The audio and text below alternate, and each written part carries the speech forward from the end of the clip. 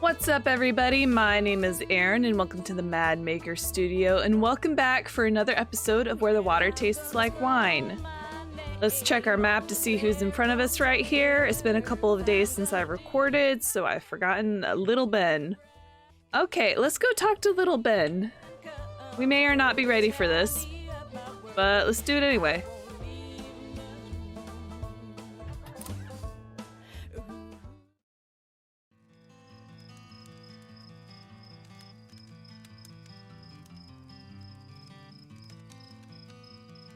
Come back again? Well, that's something. You and I both know it ain't safe to sit at my fire. You got some bravery in you then. All this just to share a dinner and a talk? But I understand. It's better sitting with someone you can trust, putting your life in someone else's hand, trusting, than it is dying alone in the dark. What's the point of life? You ain't living it in fellowship with someone else. Anyway, I need something to laugh about. Got any funny ones? Now, I made the mistake of not looking at my stories and shifting them around before I came in here. So we'll see how much that bites us in the butt.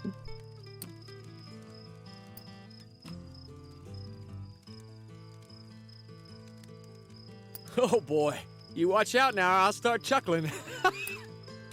Past? Well, I said to my brother, Big Ben, one day I'll be as big as you. He always cuffed me and said, you'll always be Little Ben. He's just about 12 when he went down. Stayed down. Skeleton, his mule, would have been bigger than him. My heart, he'll always be the big one. I try not to remember how little he was. Aww. See anything exciting out there on the road? Mostly I just seen dogs.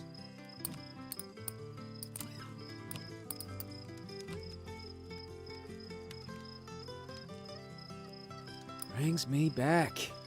There was a time when me and Big Ben could just enjoy exciting stories like this one. Ah, innocent. Travel? Where are you from, stranger? If you don't mind, you got the face of someone who's running to, not from.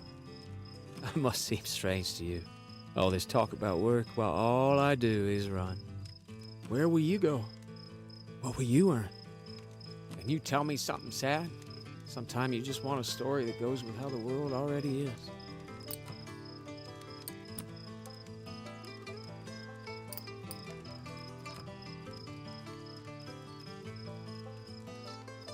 Well, just seems like wishful thinking to me. What? That's not sad? Sorrow comes seeping in. Worse than trapped gas. Can't breathe like that. Why'd they build this country on top of the workers' graves? So many children with broken fingers and legs, wheeled out in little broken bits. Why? My mother counting every day who goes up the hill to work and who comes back down. The day my brother, Big Ben, wasn't with him. You start starving for air to think about it, so you best not. You best get angry instead. So what story do you want? A thrilling story.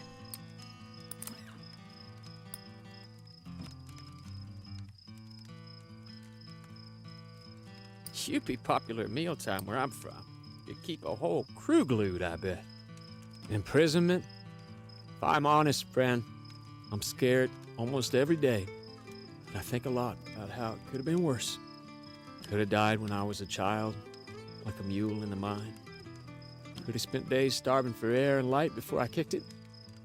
Could have let these men with their felt hats and their women with the poodles and pearls run machines over me and my friends and family my whole life, and well into the after. One word of advice. Life on the run is no life for a living thing. But sometimes it's better than being run over. I need a laugh. Know any good jokes?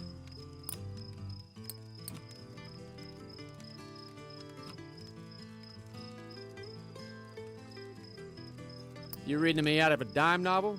That stuff ain't true. I don't know what kind of story that is, though. Luck? When you know you ain't gonna be alone in it, that's when you know you struck it lucky. Where's it you headed from here, friend? Alone, right? Yeah. Hey, what's freedom mean to you? You can sit here with me tonight, break my bread, stoke the fire, count the stars, and then maybe I'll keep the first watch. It's a sign of friendship, and you keep the next. We make it on like that till the sunrise and we're close enough to free, ain't we? What? I feel like I'm not. It says complete, but I just feel like I'm not getting everyone's full story. Like, where do I go from here? Maybe it's just indicative of real people's stories where they can keep going. There's no clear, definitive ending. He leans against a fence and turns to face you as you pass him by. At his back is a bag full of birdseed. He assures you that the gawky birds perching on his body are the last remaining passenger pigeons. I thought they were extinct.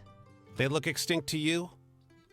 You're not sure those dull gray pigeons look anything like the pictures you've seen of passenger pigeons, though you can't help thinking they stare at you a little too intently. Say, you like birds? Not really, or sure? They're lovely creatures. Guileless, really. Hunted damn near to extinction, weren't you? He strokes one of his birds under the chin.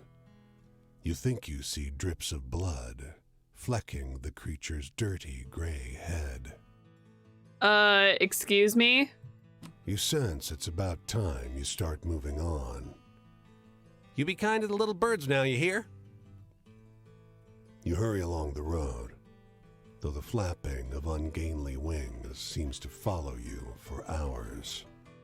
Move on? That was weird. Whoops.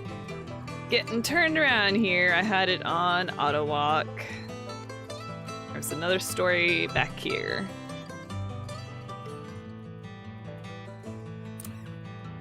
By nightfall, the hospitality of this sleepy hamlet, combined with their superstitious tales, has both overstuffed your stomach and filled you with a hollow dread. Folks say these woods are full of apparitions, witches, and worse. You curse yourself for getting on the road so late. Walk on.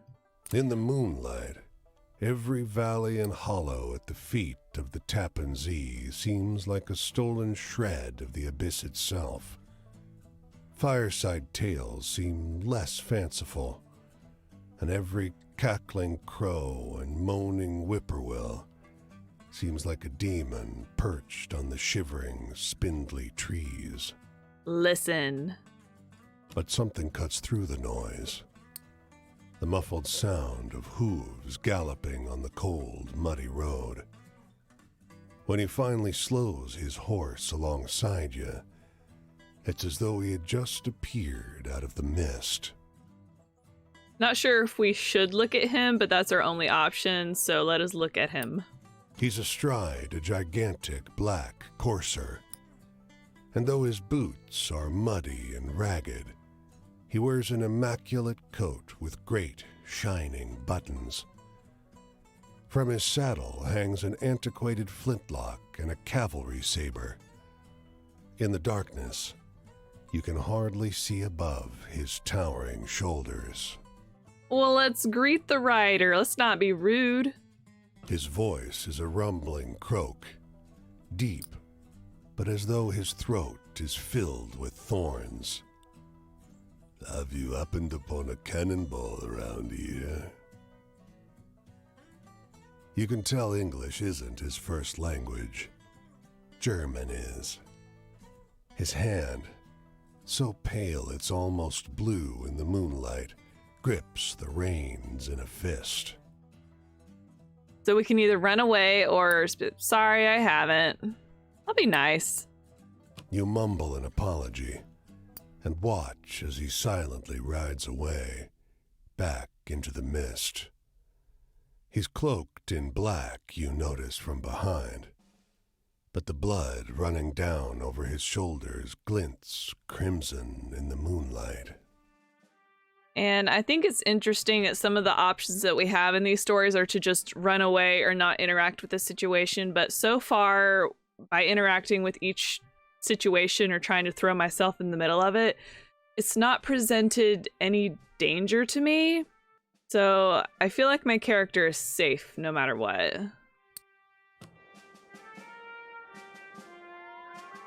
Okay, I'm just gonna swap out some of my stories real quick before we head on.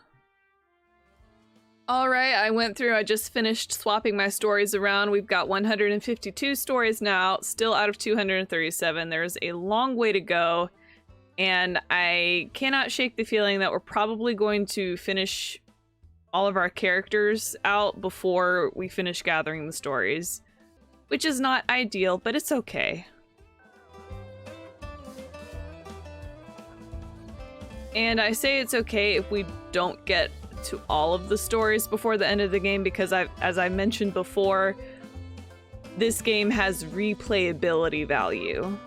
So if I don't get them all this time, then I can get them all next time, because I do see myself coming back to play this game again, because there's so many different branching dialogue options and ways you can interact with the characters and what stories you end up telling them.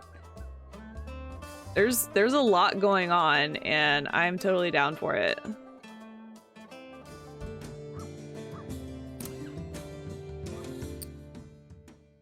Okay, so we are low on sleep. Let's go to the store. And for that, we can either get a glass of wine or coffee. Let's try to stay off the alcohol and get us some coffee. And now we have an opportunity to earn some money here, so let's go ahead and do that. You wander the streets of the city looking for a way to make some cash. Panhandle, or let's look for work. It starts to rain in the kind of torrential tree-stripping way that happens once or twice a year. Everyone scrambles for cover. But one guy stays out in the street, a fellow with a bale of bent and lopsided umbrellas. 10 cents each, he hollers. What an opportunist. The rain has soaked him through, but he's doing a roaring trade. Hey, he tells you, go run around the main shopping streets and pick up all the umbrellas you see, okay? People sometimes drop them when they blow inside out. I'll pay. I'm in. Seek shelter instead. Well, I think what happened last time was I did get the umbrellas and I got the money, but I also lost health, so I'm just gonna seek shelter instead. He's liable to get pneumonia out there. You take shelter in a restaurant packed with damp, smelly, rained-on folks. The freak thunderstorm is over in an hour. You wonder if the umbrella seller managed to make any profit. Move on. Okay, so I didn't make any money, but I kept my health, and I think that's more valuable.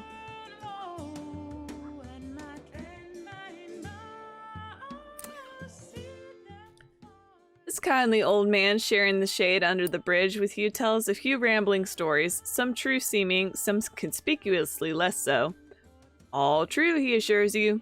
There's history in this place going all the way back to Indian times. Strange stuff happens around here. Can't all be true. Sure it is, he scoffs, and then as if to prove himself right, he launches into a story about Stagger Lee, the murderer from St. Louis, whom none dared to bring to justice. And this one, you know, it's the story of a man shot to death in St. Louis because of a quarrel over a hat, but wilder and stranger than you remember. I know that one. See then, the old man laughs. I ain't pulling your leg. It's all true. Move on.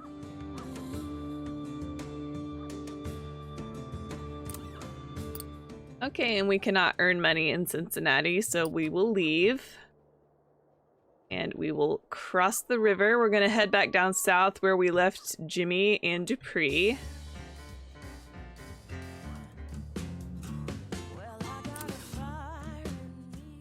Listen to this, blurts a boy loitering outside this grocery store. He works his way through a long and strange story about the cloud tinged with a color no human had seen before. There, he finishes. What do you think? Wait a minute.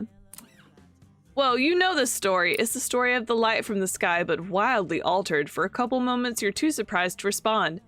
Seriously, the boy insists. What do you think about that one? It's a great story. He smiles sheepishly. Thanks, he says. I heard it from my brother. Move on.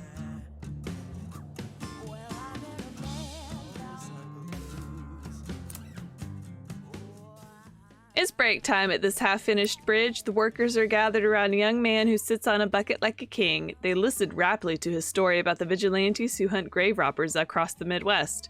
Listen to the tale.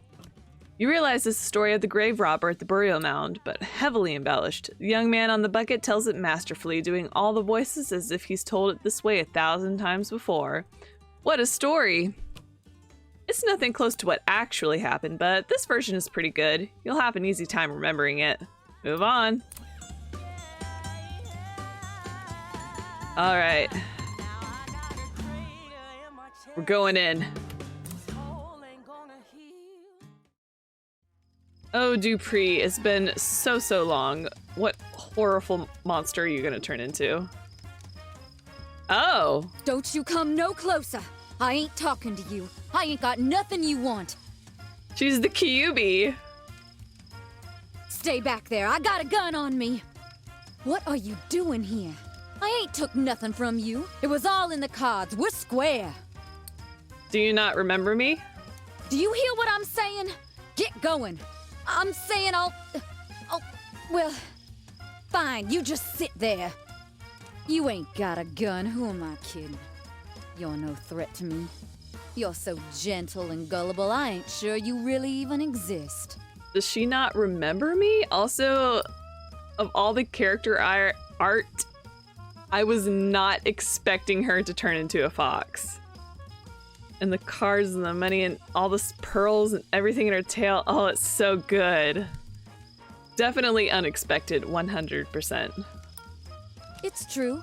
I hustled you good. I ain't apologizing, we ain't going back. But I'll tell you how the game works if you want. My little favor, sweetheart. Now you show me how you do it. Pretend I'm a mark and tell me a story to make my heart race. Sure.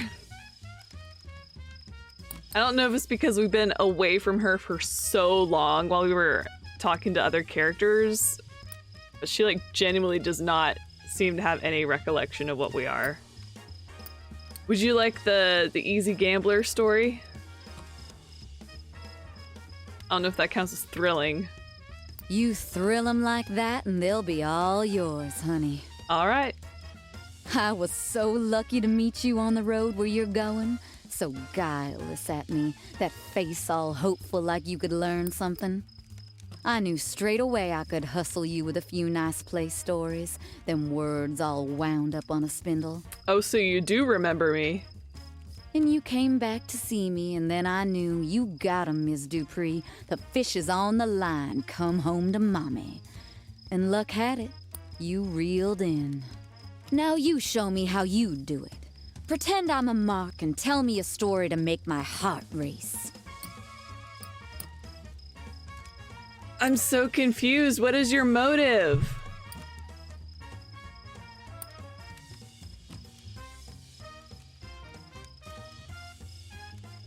Haha, good one.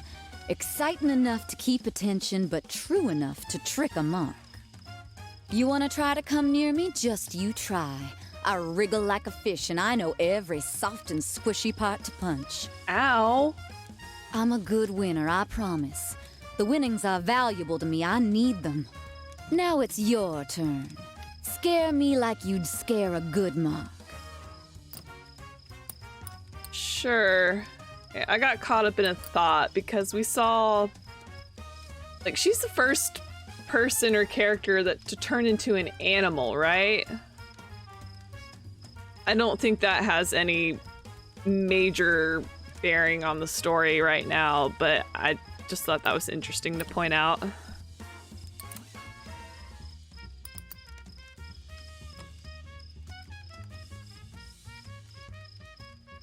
Good one.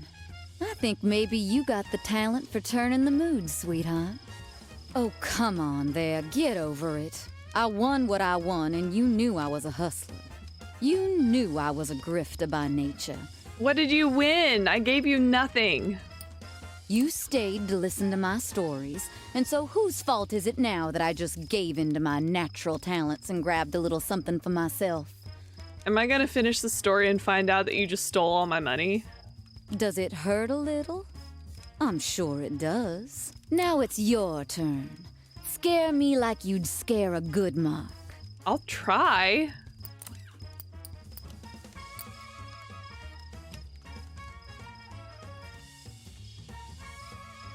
Sorry, honey, but that just ain't good enough. The sad story is the key of the whole hustle, so you gotta get it right.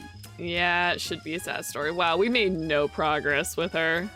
I drove through Reno and out the other side, and after that I thought I'd never meet another gullible mark again, till you. Came a long way just to meet your gentle manner and your patience for a grifter to work her trick on you. Good job, I say. Made it all worth it. Now it's your turn. Scare me like you'd scare a good mark. I'm ashamed to say that I just might be out of scary stories. Well, maybe not.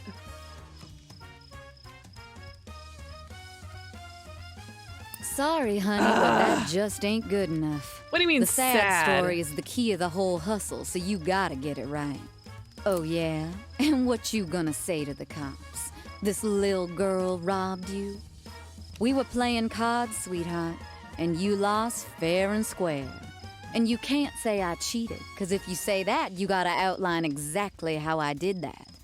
And I can see by your face you've no clue. And still, cops would rather arrest you for this injury, see? It's still here in my side. I'll tell 'em it was you. Sun's up, so get out. You can see your way to walk, so you ain't got an excuse. It's time to leave. And don't you go where I'm headed. That's my territory next. But, well, okay, you ain't no competition. Okay. You're like a little flower waiting to get cut down by the plow. I hope you've smartened up a bit the next time I see you.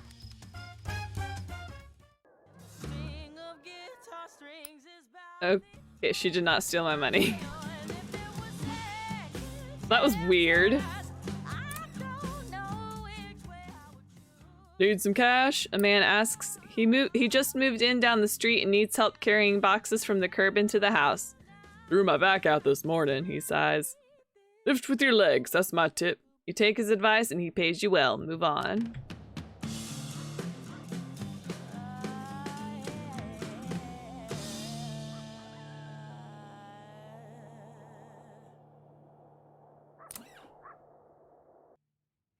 This kindly old man sharing the shade under the bridge with you tells a few rambling stories, some true seeming, some conspicuously less so. All true, he assures you. There's history in this place going all the way back to Indian times. Strange stuff happens around here. Can't all be true.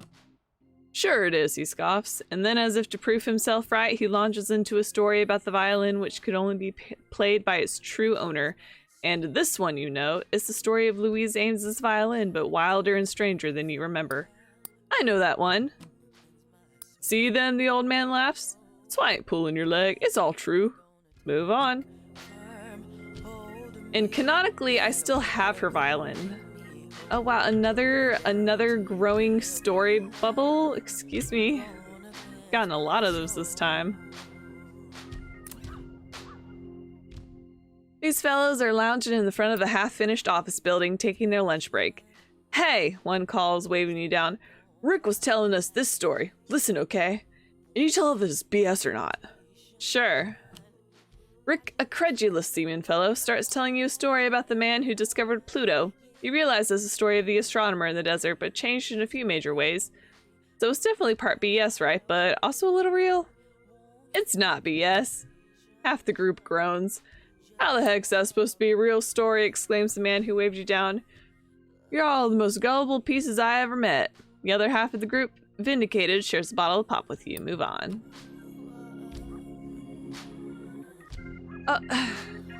Again? Again, I thought I was just here.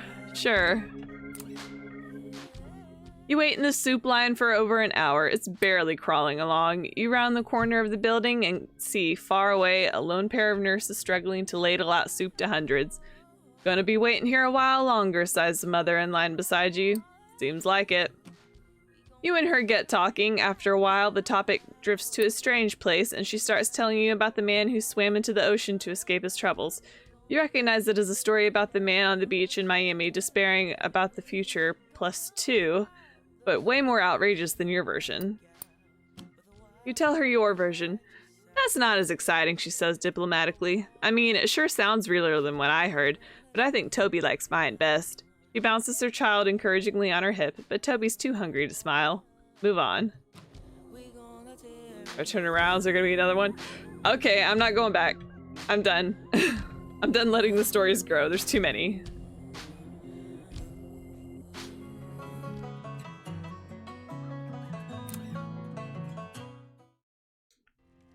Jimmy! Here you are again. Sit down. Glad to have another person to talk with on a night like this. Did we not unlock chapter 3? France is weighing heavy on me again. No, that's wrong. It ain't just France. America weighs heavy on me too. Things it did to us over there, and every day since the war ended, back here at home. You must have seen some pretty wild stuff on the road. What's the most exciting thing you've seen? I'm not confused. I totally thought that we unlocked his chapter 3. Oh well.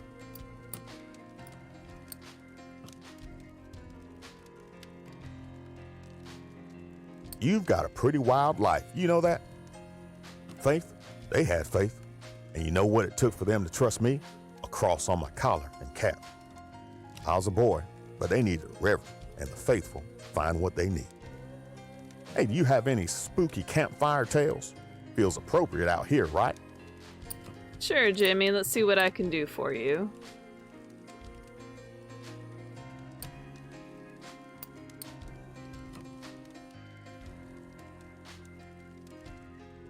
Oh, you got me for a second with that one. Home, if a church is God's house, a place where we should devote ourselves exclusively and wholly to praising His name, then there can be no black church in America. We're too busy trying to survive to do anything exclusively. Lately, my journey's been pretty ordinary, just walking church to church. What about you? Been on any adventures?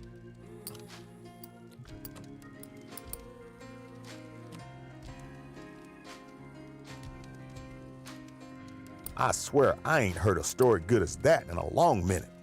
Freedom? A major, a Frenchman, told me all men were free, so long as we weren't chained to a wall. Thought he was raising my spirits. Next day, he gave the order for us to head to Meuse-Argonne. In a few days, we'd lost 850 free men. Anyway, tell me a hopeful story. Something where things work out for the best.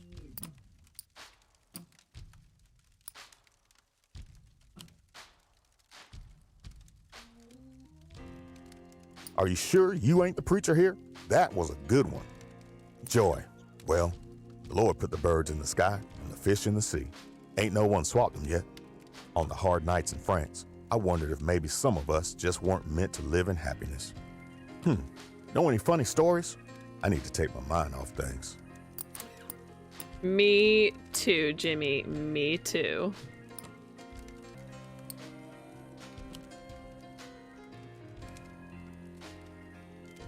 Ha! That's a good one. Some of my wishes, they were answered. It was painful, and I saw things truly. Wounds physical and spiritual both. But it was a dream, too. I was out from under my father. I was in the world. Ah, night's over. Well, I've got to get walking. My journey takes me up this way.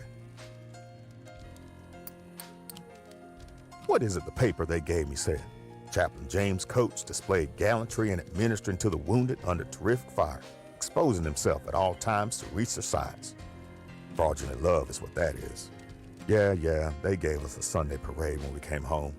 But by noon on Monday, we were niggers again. Oh, I thought we totally unlocked chapter 4. What? What? What?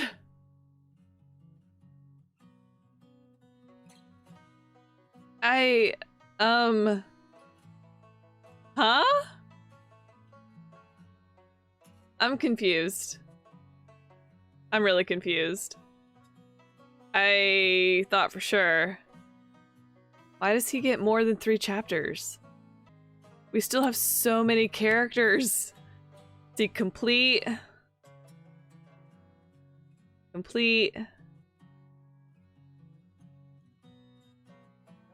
Chapter 4. It's, oh, Jimmy.